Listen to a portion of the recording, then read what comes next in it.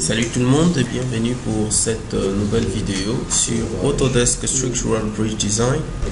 Alors, Autodesk Structural Bridge Design est un produit Autodesk que bon nombre de gens, si pas négligent, mais ne maîtrisent pas trop, vu que c'est un nouveau produit dédié essentiellement au pont. Alors, la présentation de l'élément du logiciel est telle que, au niveau de votre bureau, vous verrez un élément, ça s'affiche S. S comme Structural Bridge Design, le 2017 qui est installé.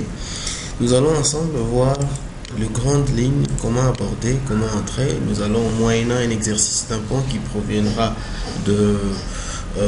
d'Infraworks 360, on pourra faire une analyse des grillages, donc de nos réseaux de poutres avec Autodesk Structural Bridge Design. Nous allons générer les courbes enveloppes, voir les armatures. Nous allons faire des grillages avec poutres, un système orthotrope avec poutres en béton précontraint, le puissé en béton armé, voire en acier. Alors, sans plus tarder, je vous rappelle une fois de plus, dès que vous avez le temps, pour plus de vidéos, n'hésitez pas à écrire Man dans ma recherche sur YouTube. Vous trouverez de plus en plus de vidéos détaillant sur sa présentation, surtout plus sur le produit Autodesk dédié au génie civil, entre autres Revit Structural, Revit Architecture, Revit MEP, MIP, Robobat Structural Analysis, InfoWorks 360, Advanced Steel et tant d'autres. Alors, pour revenir sur ce qui est de notre souci, notre besoin aujourd'hui, c'est Autodesk Structural Bridge Design.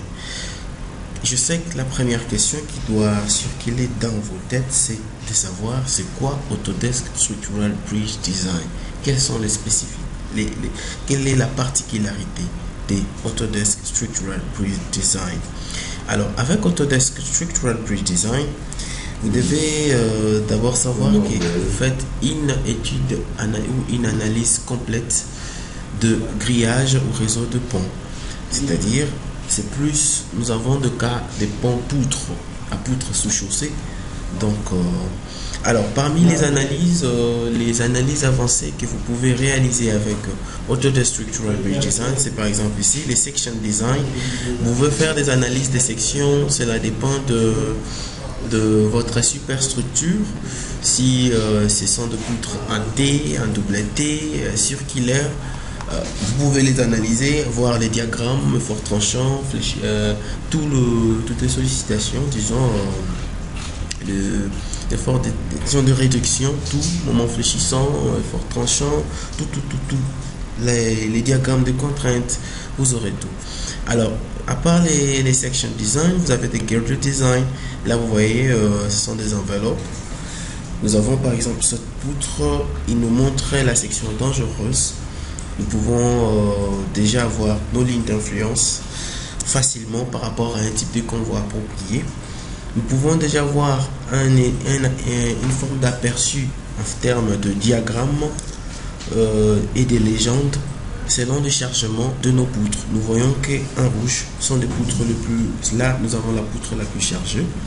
En bleu, c'est la poutre la moins chargée. En mauve, c'est la poutre qui ne reçoit absolument rien par rapport à notre convoi. Alors, au-delà de tout ça, c'est que vous devez savoir les normes incorporées jusqu'à aujourd'hui, en 2017, avec Autodesk Structural Bridge Design, les normes qui sont prises en charge. Il y a les BS 5400 et DMRB, il y a les AAHTO LRFDD, c'est américain, il y a les AAHTO 17e édition américain, il y a la norme australienne AS 5100, il y a les Transit NZ Bridge Manual, ça c'est la norme britannique qui il y a les ponts le plus long a été conçu avec cette norme. Il y a les Eurocode with various country specification annex, donc avec les annexes qui dépendent selon le pays. Il y a des annexes associées à l'ITBTP française qui sont incorporées aux Eurocode. Il y a des annexes belges qui proviennent du NBN, la norme belge, qui sont incorporés.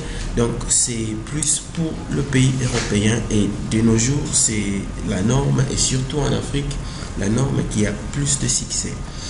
Alors, au-delà de ça, sur le section design, c'est que vous pouvez savoir avec les sections, c'est que vous pouvez avoir la notion, vous pouvez avoir des informations pieuses et scrupuleuses sur les propriétés de vos sections.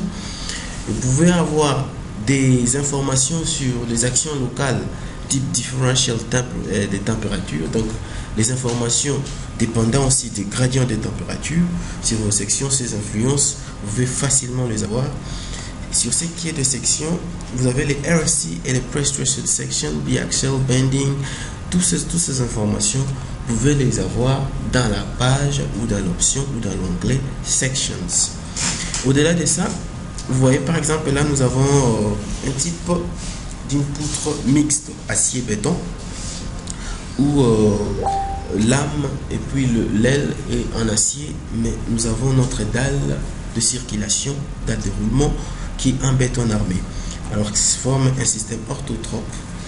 Ce type d'éléments, nous allons voir comment les analyser, comment effectuer les rapports acier-béton, comment toutes ces analyses avec Autodesk Structural Bridge Design. Alors, sur l'onglet Girder Design, ce qui est l'onglet qui est spécifié, qui est basé plus sur l'analyse des réseaux de poutres, grillage.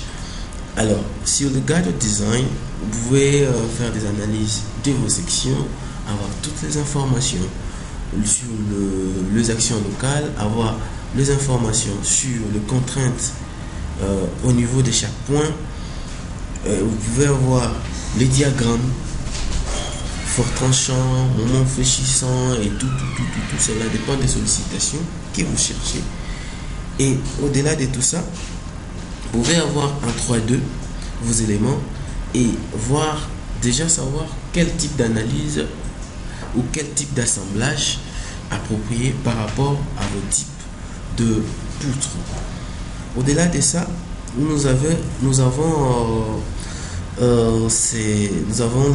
le Variety Modeling Option Available. Donc les line gather, grillage, shell finishing element. Donc nous avons même le modèle des éléments finis type Delaunay et Kang qui sont spécifiés ici. Alors nous avons tous les maillages qui sont accessibles voire disponibles avec ces logiciels. Nous avons les maillages type régulier, les maillages triangulaires. Je vous recommanderai pour la suite les maillages triangulaires parce qu'ils apportent plus de précision. Alors, sur ce qui est du maillage, je le dis tantôt, nous avons par exemple un cas ici, features, nous avons le cas des diagrammes, nous avons une légende de sollicitation, de traffic load optimization. Donc, une fois que vous avez spécifié une norme, vous avez spécifié un type de trafic, le logiciel peut de lui-même faire une forme d'optimisation de vos cas de charge au cas où vous ne l'avez pas bien fait. Alors, ça, c'était une brève esquisse. Alors, sur ce qui est du workflow, ce que vous devez savoir sur le workflow, c'est en fait la base de données de travail qui regorge ou bien qui présente le logiciel.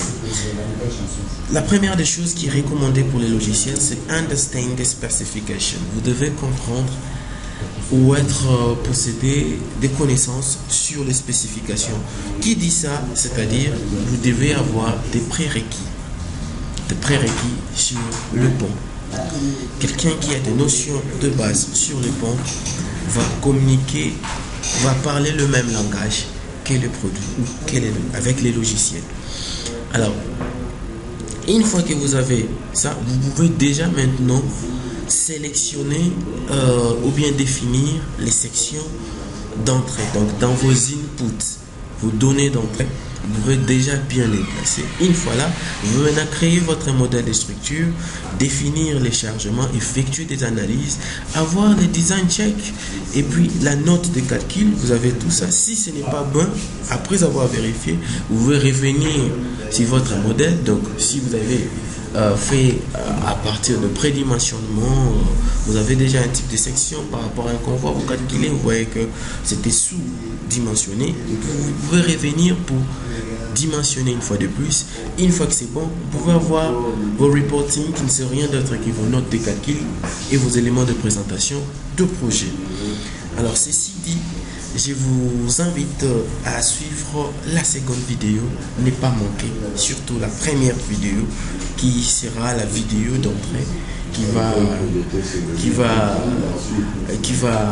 vous mettre ou vous plonger dans le bain sur ce qui est de ces logiciels qui est un tout nouveau. La première version date de 2016. La version 2017.1 n'est rien d'autre que la deuxième version. Donc c'est un produit qui est appelé à grandir. L'objet en fait c'est parce que dans les marchés en fait nous avons des produits CC Bridge, Midas et d'autres qui sont vraiment compétitifs sur les marchés des ponts. Il y a Gretec aussi qui fait pas mal de produits et logiciels dédiés essentiellement sur le pont. Alors, ces produits qui n'est rien d'autre qu'Autodesk Structural Bridge Design est un produit qui vient vous apporter un coup de plus sur ce qui est le design ou bien vos calculs de pont et spécialement le pont à poutre sous chaussée. Nous allons essayer de le lancer. À partir de notre bureau, j'avais dit c'est S. Vous pouvez voir déjà S. Moi, je l'ai passé à côté de InfraWorks 360. Je vais l'ouvrir. Vous allez voir à l'ouverture comment est-ce que les produits s'ouvrent. Lorsque vous lancez les produits, normalement, ils s'ouvrent comme ça. Autodesk Structural Bridge Design, par exemple 2017, peut-être que je l'ai. Nous allons dans la vidéo qui suivra, donc dans la deuxième vidéo, nous allons voir comment utiliser, parce que au départ quand vous avez le logiciel il s'ouvre comme ça, on a l'impression d'être en face d'une feuille blanche, une feuille vierge, mais après vous allez vous rendre compte que It's now 5 p.m. effectivement très riche. Alors sur ce, je vous invite à suivre nos formations sur notre chaîne YouTube. Il suffira de